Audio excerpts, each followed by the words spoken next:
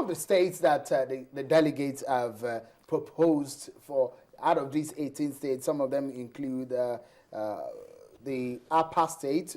I'm not sure I'm pronouncing it very correctly. Upper State from the present Benue State, Kainji from Niger State, Katagum from Bauchi State, Savannah State from Borodu State, Amana from Adamawa, Gari from Kano, a whole lot of them. But 9 to the north, 9 to the south. Before I come to you, Godi, let me go to Gatima. Do you agree with of course, a lot of people will say perhaps the north needs more states. Do you agree that the south actually needs 9 states? You see, the argument put forward by Yinka can be faulted in terms of, as I said, concern for participation. But then again, he had also shot himself in the foot by saying the fact that you don't have full optimization of the resource endowment of the country. Now, so that brings me back to the argument that I always maintained, that for a student of geostrategy, a student of, when we see a society, facing a lot of problems, part of the things we do is to look back and say, hey, hang on, what is going on? Is it state creation that is really going to solve the problem? Or are there other existing problems on the ground that, if addressed efficiently, will be able to deal with these observations that had come out from the various regions in terms of lack of endowment and all that kind of it. Now, take even the oil and gas, for instance, the oil and gas endowment that we are talking about. Nigeria is not adding any value to it. If you even take that as a commodity, which is highly sought after in the world, the U.S. government, for instance, the U.S. economy, the NASA Space Research Program is dependent on Bonny Light, for instance. It's dependent on Bonny Light. Without that Bonny Light, you wouldn't have very efficient functioning of the satellite stations that you have worldwide. That tells you how critical Nigeria is. And that's why today, if Nigeria coughs, you see in headquarters, whether in Washington or wherever, people begin to get worried and say, hey, we don't even want to invite Jonathan Goodluck to a conference, to come down to Nigeria. But at the end of the day, you still see Barack Obama, snapping pictures very close with Jonathan Goodluck. And say, how did it come about? To tell you how important that commodity is. I'm not even talking about the kaolin that he's talking about. So the real issue, in my mind, having discussed with a lot of people before coming to this program, is said, hey, we don't want to see another state creation. It's going to be a jamboree. Because at the end of the day, what you're going to see is every local government later on say, hey, we want to be autonomous, and we need to also have that our local government be in a state. So the issue is not about state creation. The issue is about how we are able to add value to a lot of the resources that we're not adding value to. I've mentioned that if you, for instance, yesterday or so, I bought a ticket to Kano, and the fuel tax alone was 13,000 naira. The cost of the ticket was 3,000 naira. The tax, 1,000 naira. So the real cost element overhead was the cost of fuel, simply because we're not refining. And so that goes to tell you that every other item in the product chain within the Nigerian nation, it's not been addressed. In my own mind, I would have expected His Excellency Jonathan Goodluck to have called eggheads in the economic domain instead of the national conference. So national conference, as I said, gives a room for a lot of people to ventilate their thoughts about whether or not we should be one nation. Now that we've had the outcome of the one nation, we should have, as a follow-up to this, a very thorough economic conference where Nigerians, eggheads in that field, should be able to sit down and say, hey, Malam, you're coming from the cow. The cow itself has about 8 different products that are exportable. Look at the cheese that comes out. Look at the hide and skin that could be used by the Italians for them to make shoes. Look at the horn that you use it in getting these quality buttons that you have for all these designer suits that you're wearing and all. So that's just one product.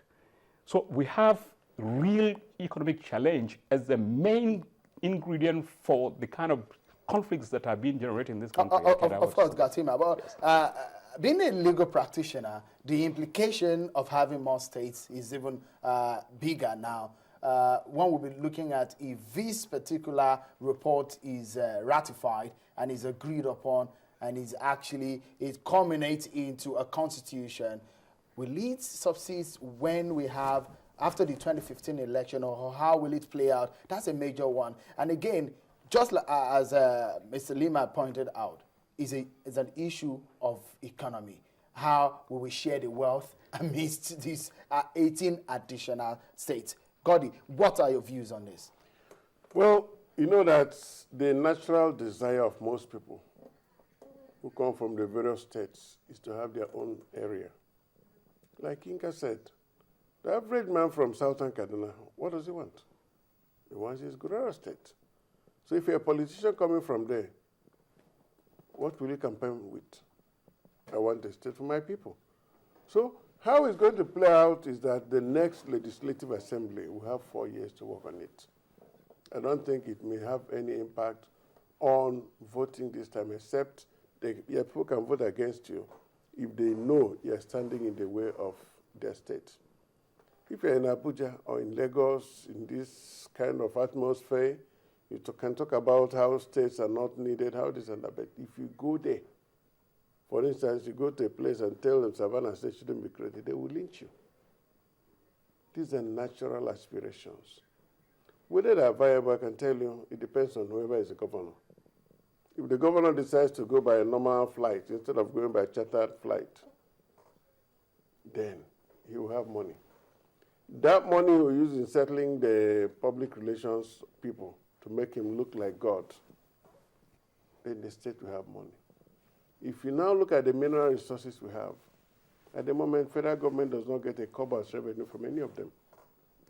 So, if the man in Zamfara State today would drive away all those Asians who are hiring young boys to go and start digging zinc and others and die in the process, and then make sure, as we suggested in the conference, that all minerals must be done in conjunction with the state.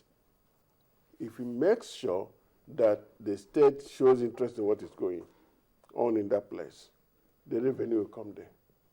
He will not come down to Abuja every month and wait for the normal allocation. Bauchi can talk of uranium any day. If you can only look into it, it's even more profitable to have uranium exploited than crude oil. As a lawyer, I know that once a governor wants a state to progress, state to progress. If he wants to be a jamboree, to be a jamboree. Now, for the people, natural aspiration is something you can never suppress.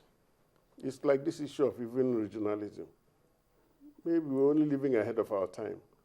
With the next generation, they want to become regions. But for now, the intent is this man wants his own state. No place is more pronounced than a middle belt. I wish you discuss with them, so you know what they're going through. And you can't go there and tell them there shouldn't be state creation. They will lynch you. Very good. Well, we had a lot of challenges in the country. These include the issue of insecurity. And before this conference, the issue of state policing became a very major one, where the governors at some forum actually discussed it. This was also a major high point for discussion at the national conference. We'll go on a short break. We'll discuss these and many more. And again, the outcome, what will become of it, from what the president said. He's going to meet with Security Council and also with the National Assembly. Will it have a referendum on this very outcome? Well, my guest will be answering some of these questions and some of yours that you're sending via Twitter and our email. We'll be right back. Stay with us.